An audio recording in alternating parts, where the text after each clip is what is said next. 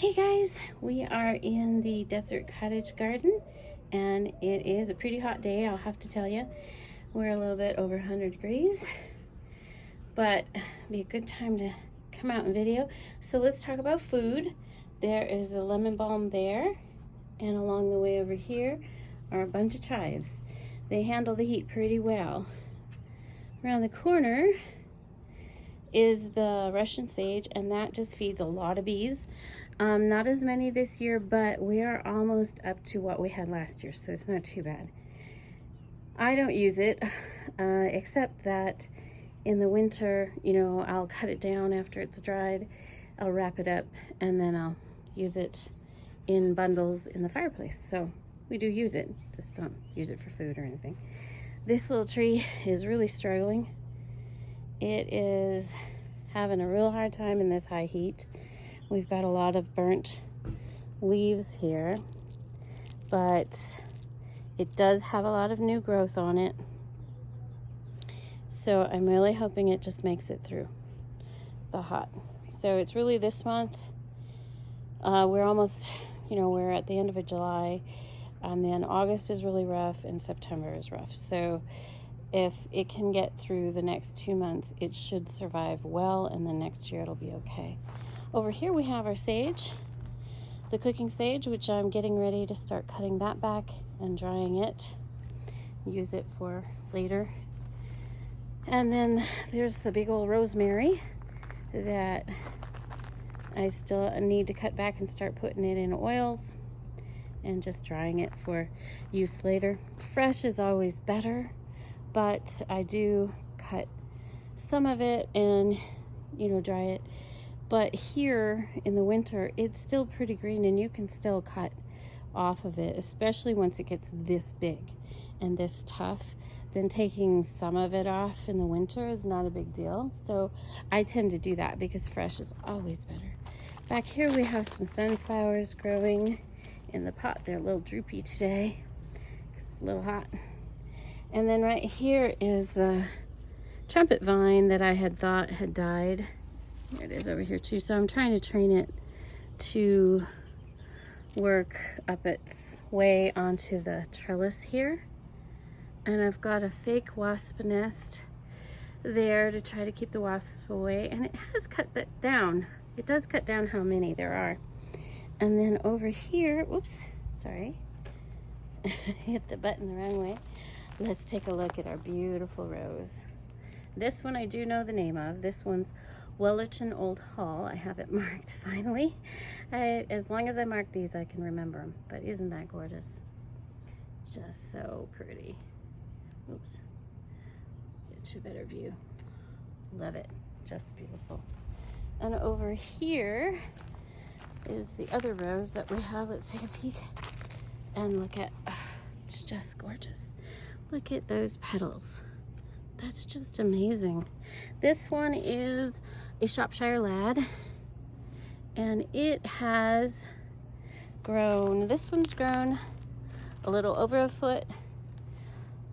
That one has grown about a foot. This one is almost tall enough that I can start pulling it up through the trellis.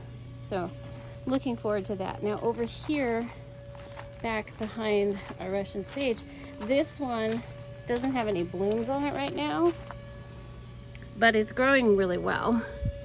And that one is Lady of Shallot. There are a couple little burn spots on some leaves there, so it is struggling just a little bit, but thankfully we have all of this Russian sage protecting it as it gets bigger and stronger. It has grown about 10 inches. And so once it gets to, the strength that one has back there, then it does pretty well. And that one I've just cut back. Let's take a look at it. And I've started drying the rose petals on it.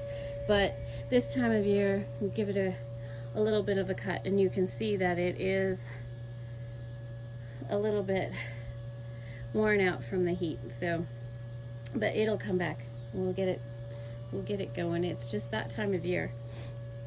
So let's go back on around here. Oh, take a peek at our desert willow. Isn't it looking lovely? Do you see all the bean pods hanging? So, seed pods, not beans. Seed pods. That's what makes it look like a willow. And also the leaf. And just see how it just droops down. It's so cool. I love it. Rarely water it. Gives us some beautiful blooms. They're very delicate. Lovely leaf. And then cool bean pods. Oops, wrong button. There we go. Let's go downward, not upward. And these things are what cause them to grow everywhere. So I've got to really work on pulling them. I've got more over here that I've got to be pulled, but I'm kind of leaving them to grow a little bit more so I can transplant them places. But here they are. Here's one of them right there, and there's another one over there. So anyhow, so now food. Here we have a plum tree, which is not produced yet, but it's looking really good, and it's a baby, so it doesn't produce until it gets older. I'm hoping maybe next year. So that's another food. Let's take a look at our yellow rose. Go down again. There we go. Look, we've got some beautiful yellow blooms on there. And let's take a look at this one here. There we go. So pretty. This one's a tough rose, I'm telling you. It has survived a lot of things, and it's looking really good. So I'm hoping that it likes its new home. I won't ever transplant it again.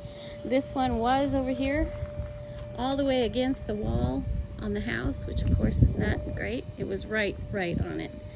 So I pulled it out and put it in that orange pot there for a while. And it suffered for a while. And then I thought it died.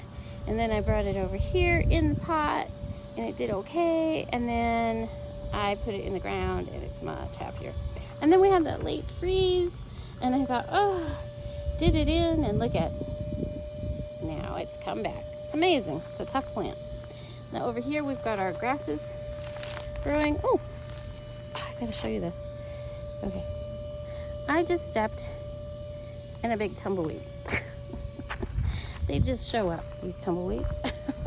Okay, anyway, we'll move around it. So we've got some grasses there. Over here, got more rosemary. It's looking really good. And some thyme. More thyme. And then got this cute little tree. I love this tree. More Russian sage. And then I've got a little desert willow growing right here, and I'm hoping it'll grow through the pot and be real happy. We'll see. Another Russian sage. More chives. Another cute little tree. And another desert willow there. More rosemary and more thyme. Then we've got more grasses, more grasses, another plum tree right there, looking good. No plums yet, but soon will. And then more grass. The grass has done really well. The crocus is done blooming and it's drying up. All the lilies are done blooming and drying up.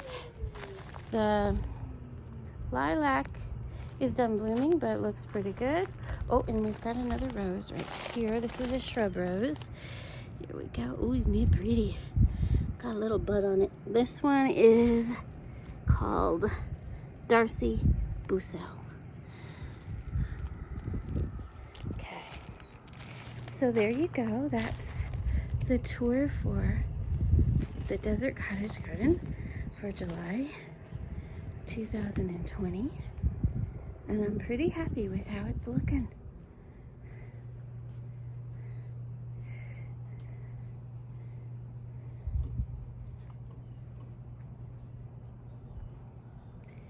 Okay, so there is a change. I don't know if you noticed, beside the chairs where I had lanterns, and I messed with them to change their color, and then it just didn't look right here, so I gifted them to the kiddos courtyard, and hopefully he'll like them. I think they look good, but we'll see what he thinks. I like to surprise him, and then he can tell me if he really likes it or not.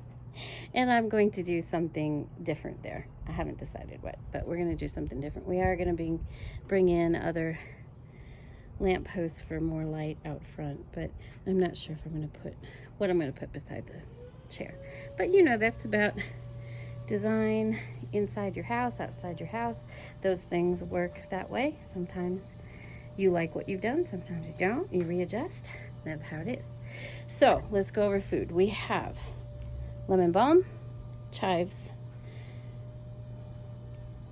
cooking sage, rosemary, plum trees, rosemary, thyme, and that's it out front. So I still think that's a pretty good list. Also, the roses are used for food. Well, the roses aren't used for food, but the other thing I'd like to share is when you walk past things, I like things that you're going to brush by here, like this. Here, I'll bring my leg past, and it releases the smell of lemon balm. Then you walk past the chives, and it releases the smell of the chives. It does the same thing for the rosemary as you walk past that bush. Or, you know, if the sage gets big enough and you run past that, you'll brush it. And that's part of what I feel is the experience of gardening, is the odor, is the smell of these things. They need to release it. So just brushing by it with your leg in the morning, if you're in a hurry, or you catch a whiff of the beautiful rose, it's a great way to start your day. So I hope you enjoyed the video and the tour for July, and we'll probably see you in August unless something else changes out front, and then I'll do another video. But thanks for stopping by at Stacy's Art Studio and Gardens, and I hope you all have a beautiful day. Let's take a look at the sky. There you go, New Mexico sky. Have a great day. Bye.